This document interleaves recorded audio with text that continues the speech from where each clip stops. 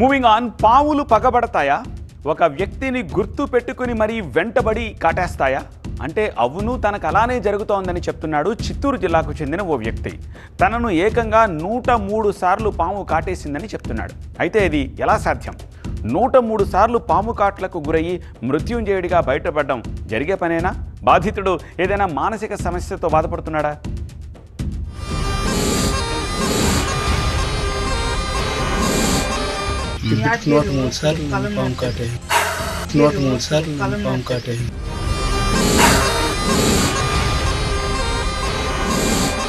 పాము పగ తెలుగు సినిమాలు సీరియళ్లకు దశాబ్దాలుగా ఇవి ఇంట్రెస్టింగ్ సబ్జెక్ట్స్. ఇదే థీమ్తో పదుల సినిమాలు, వందల ఎపిసోడ్ల సీరియల్స్ వచ్చాయి, ఇంకా వస్తూనే ఉన్నాయి. అయితే సినిమాలు సీరియళ్లలోనే కాదు, నిజ జీవితంలో కూడా తనపై పాములు పగబట్టాయని చెబుతున్నాడు చిత్తూరు జిల్లాకు చెందిన సుబ్రహ్మణ్యం.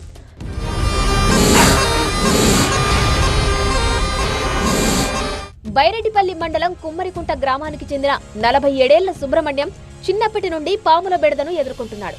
వినడానికి వింతగా ఉన్నా తాను ఇప్పటి వరకు 103 సార్లు పాము కాటుకు గురయ్యానని చెబుతున్నాడు సుబ్రహ్మణ్యం.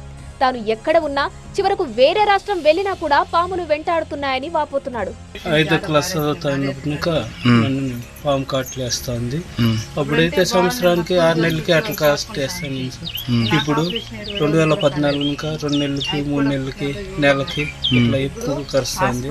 కారణం పనికి పోవాలంటే కూడా భయం అవుతుంది, పనికి పోయిన తగ్గ చేస్తుంది. ఒకసారి బెంగళూరుకి పోయింది పనికి, ఆ బెంగళూరులో కూడా కరిచేయండి సార్. ఏడాదికి 4-5 సార్లు పాము కాట్లకు గురవుతుండడంతో సర్పదోష నివారణ, రాహుకేతు పూజలు, పరిహారాలు కూడా చేశానని చెబుతున్నాడు సుబ్రహ్మణ్యం. నిత్యం పాము కాటుకు గురవడం, ఆ వెంటనే ఆసుపత్రిలో అడ్మిట్ అయ్యి కోలుకోవడం తనకు నిత్యకృత్యంగా మారిపోయిందంటున్నాడు సుబ్రహ్మణ్యం. దాంతో ఆర్థికంగా తీవ్ర ఇబ్బంది పడుతున్నానని ఆవేదన వ్యక్తం చేస్తున్నాడు.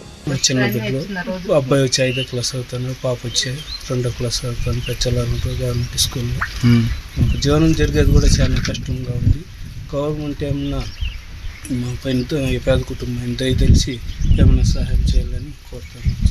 తాను పాము కాటుకు గురైన ప్రతిసారి పెద్ద పంజాని మండలంలోని జేఎంజే మిషనరీ ఆసుపత్రిలో నాటు వైద్యం పొందుతున్నానని చెబుతున్నాడు సుబ్రహ్మణ్యం.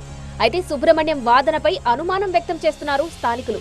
మరోవైపు హేతువాదులు సైతం సుబ్రహ్మణ్యం వాదనపై అనుమానం వ్యక్తం చేస్తున్నారు. ఏదో మానసిక సమస్యతో ఇబ్బంది పడుతున్న సుబ్రహ్మణ్యం దోమలు లేదా ఇతర పురుగులు కుట్టిన ప్రతిసారి అది పాము కాటుగా భ్రమపడుతున్నాడేమోనని అనుమానం వ్యక్తం చేస్తున్నారు. మరోవైపు అతడు పాము కాటుకు ప్రతిసారి ఒకే హాస్పిటల్కు వెళ్లడం, అక్కడ కూడా నాటు వైద్యం తీసుకోవడంపై కూడా డౌట్ ఉందని చెబుతున్నారు.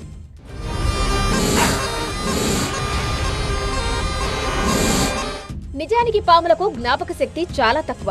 అవి ఒక వ్యక్తిని లేదా ఒక జీవిని గుర్తు పెట్టుకుని దాడి చేయడం ఉండదని చెబుతున్నారు శాస్త్రవేత్తలు. సాధారణంగా పాములు ఆహారం కోసం వేటాడేటప్పుడు వాసన గుర్తు పెట్టుకుంటాయి, అంతే తప్ప దాడి చేయాల్సిన జీవి రూపాన్ని గుర్తు పెట్టుకోవు.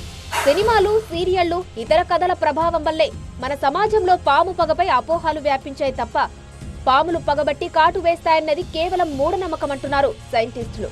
మరి సుబ్రహ్మణ్యం చెబుతున్నది నిజమా, భ్రమ? ఆ విషయం అధికారులే తేల్చాలి.